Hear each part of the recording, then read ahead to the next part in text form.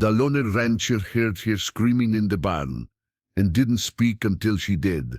The Samravietios had been merciless to the land, baking the earth until it cracked like old leather and turning the grass the color of straw. Jacob Whitmore had watched his cattle grow lean and his water holes shrink to muddy puddles, but he'd weathered worse. A man didn't last 15 years alone on the frontier without learning to endure what God and nature threw at him. He'd been mending fence when he heard it, a sound that cut through the afternoon heat like a blade. A woman's scream, raw and desperate, coming from the direction of his barn. Jacob dropped his tools and ran, his weathered boots kicking up clouds of dust with each stride. The barn door hung open, creaking in the hot wind.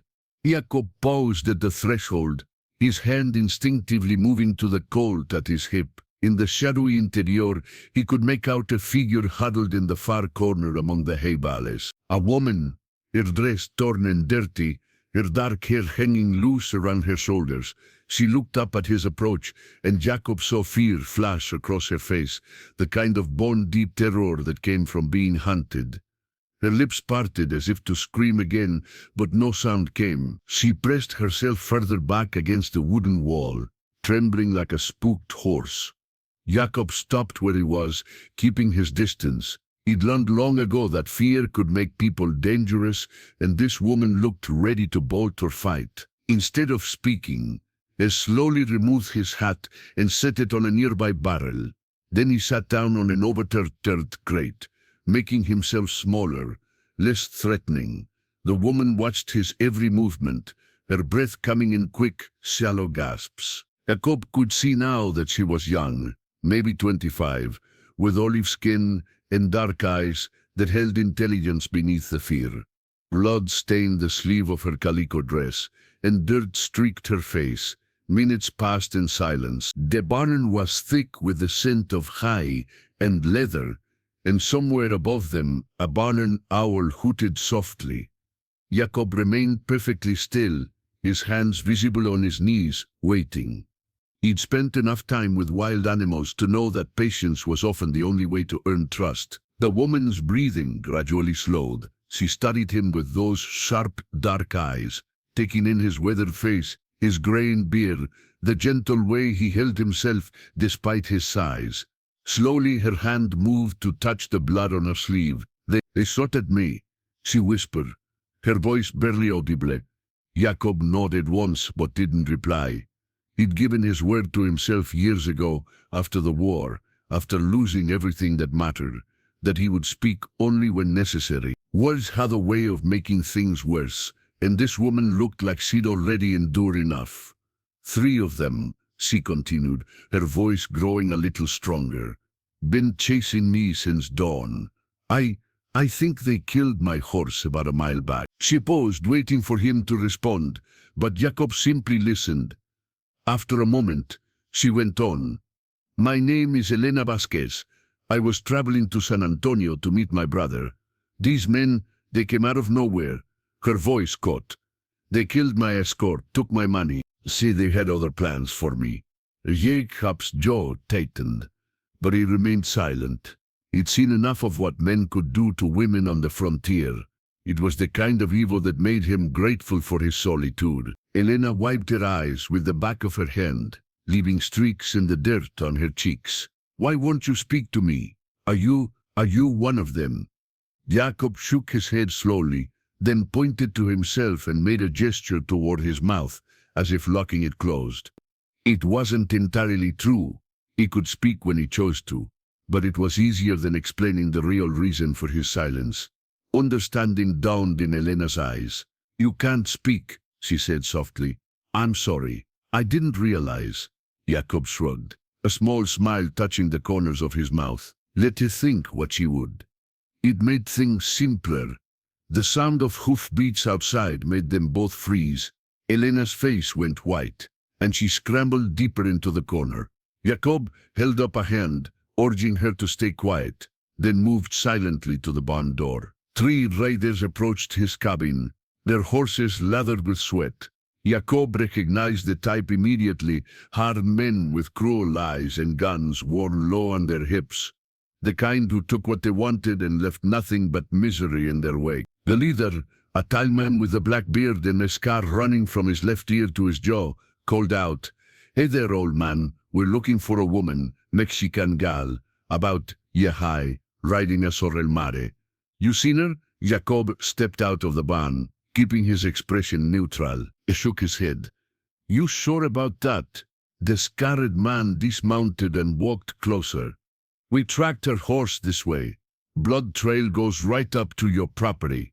Jacob shrugged and pointed vaguely toward the hills to the west, as if suggesting she might have continued in that direction. "Funny thing," the man said, his hand resting on his gun butt. "You don't seem too surprised to see three strangers asking about a woman.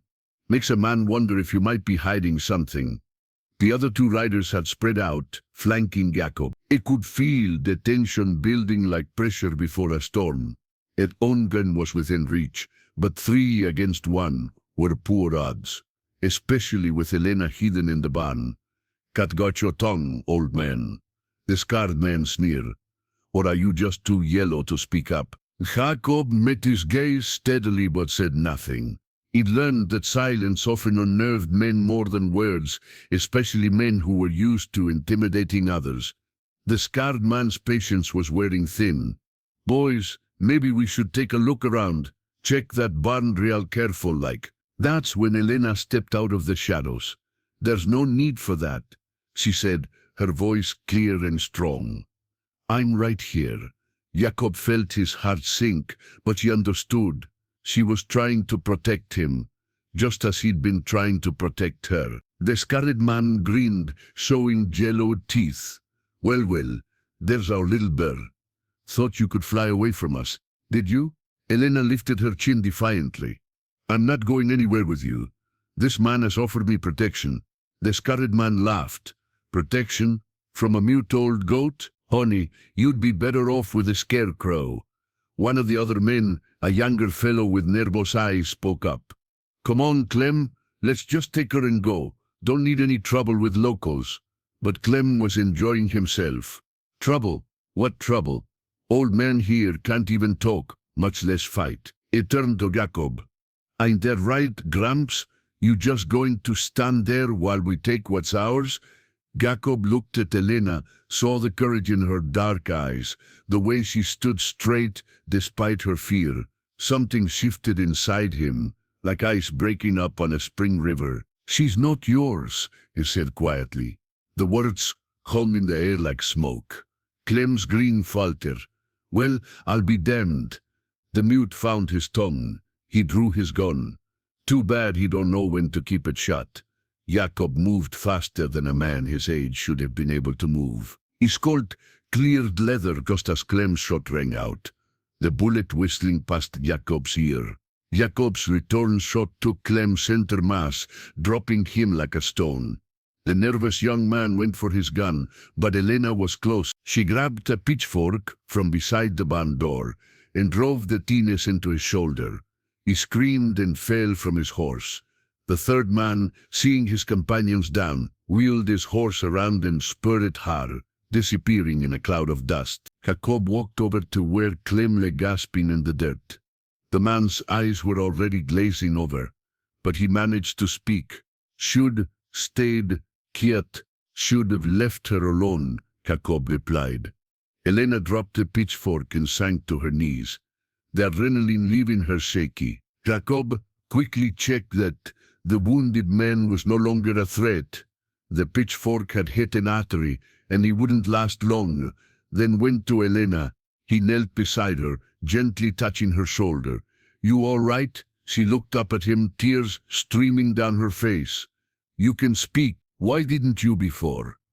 Jacob was quiet for a long moment, then sat back on his heels. "Haven't had much reason to. Well, seemed unnecessary."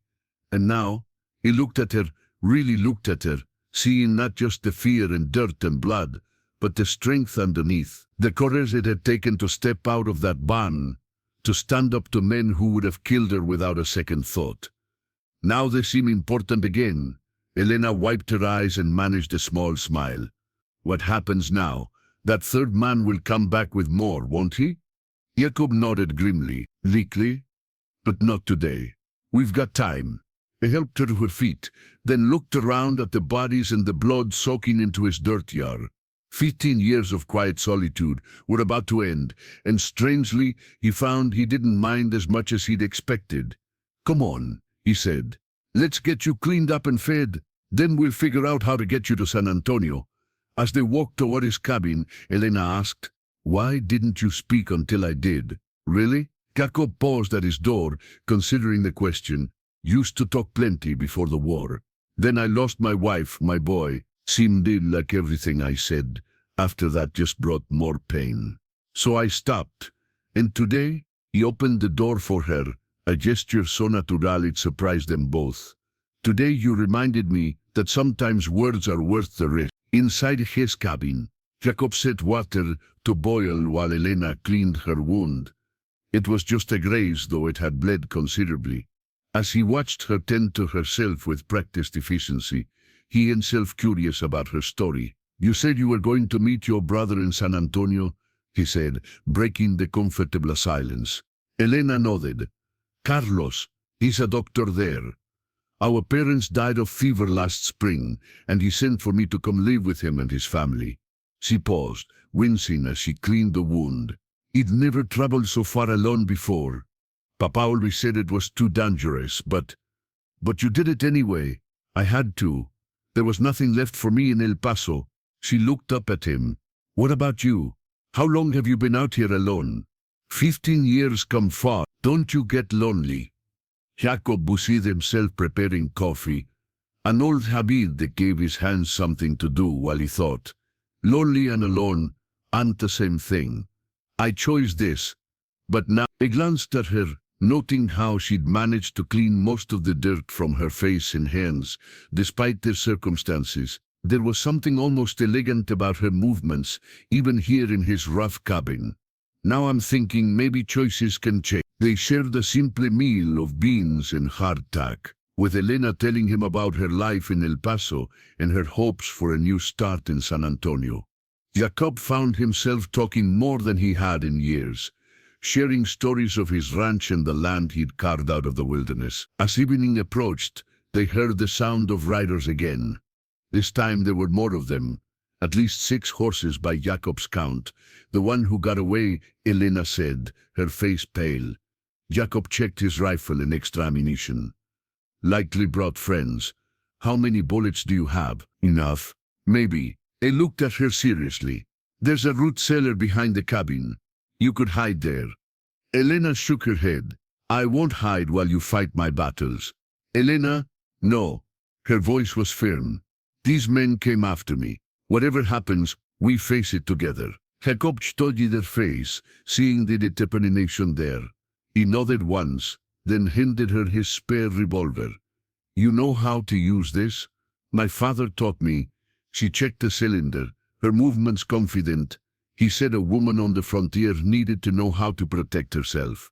The riders stopped just outside the cabin, and a voice called out, not the one who'd escaped, but someone older, with authority. Whitmore, come out, and let's talk. Jacob frowned. They knew his name, which meant this wasn't just about Elena anymore. Jacob Whitmore, the voice called again. I know you're in there. Name's Marshal Tom Garrett. I want to talk about what happened here today. Elena looked at Jacob in surprise. A marshal? Jacob's frown deepened. Something wasn't right. He moved to the window and peered through a gap in the shutters. 6 men sat their horses in his yard, but only one wore a badge. The others looked like the same breed as the men who'd been chasing Elena. Garrett, Jacob called back. You riding with a posse or with killers? Now that's not friendly, Jacob. I'm just here to collect a fugitive woman named Elena Vasquez. She's wanted for murder down in El Paso. Elena gasped, but Jacob shook his head. The line, he said quietly. If you were a fugitive, those first 3 wouldn't have been planning to take you alive for their own purposes. Open the door, Whitmore. Garrett shouted. Don't make this harder than it needs to be. Jacob made his decision. Elena, he said, there's a rifle in my bedroom. Can you shoot from the back window? She nodded, understanding immediately. Elena Vasquez. Garrett called. You've got 10 seconds to come out or we're coming in. Go ahead and try. Jacob shouted back. His voice carried clearly across the yard, strong and sure. But you'll find this old mute's got plenty to say with his guns. The attack came at full dark. The fake marshal and his men spread out around the cabin, trying to find weak spots in Jacob's defenses.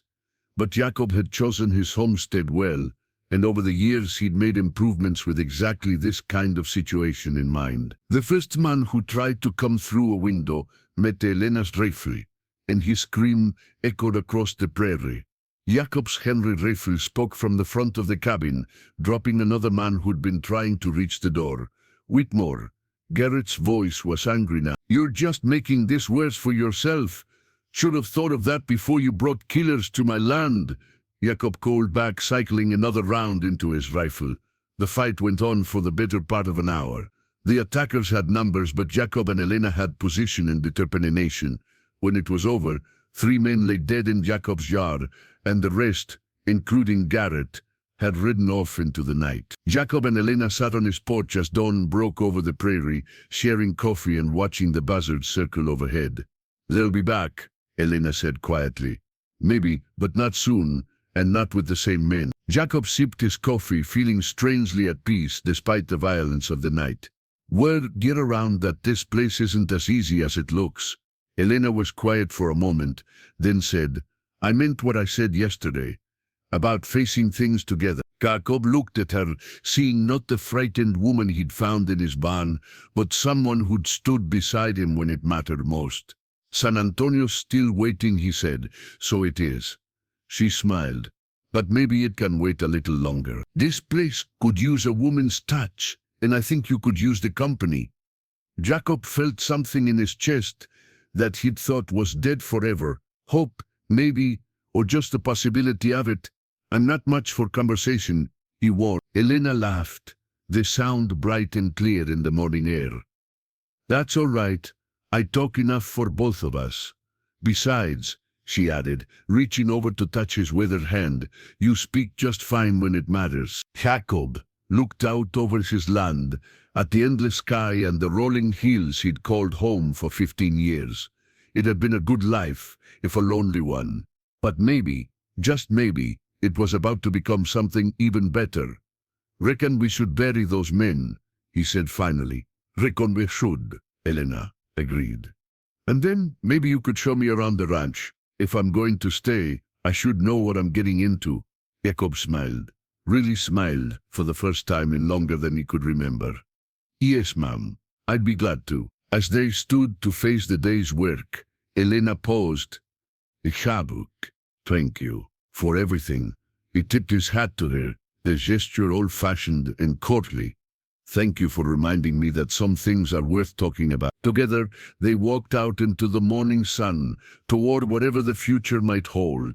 Behind them, the barn door creaked in the wind, and somewhere in the distance, a meadowlark sang his sweet, clear song across the vast Texas sky. The silence that had defined Jacob Whitmore's life for 15 years was broken, and he found he didn't miss it one bit.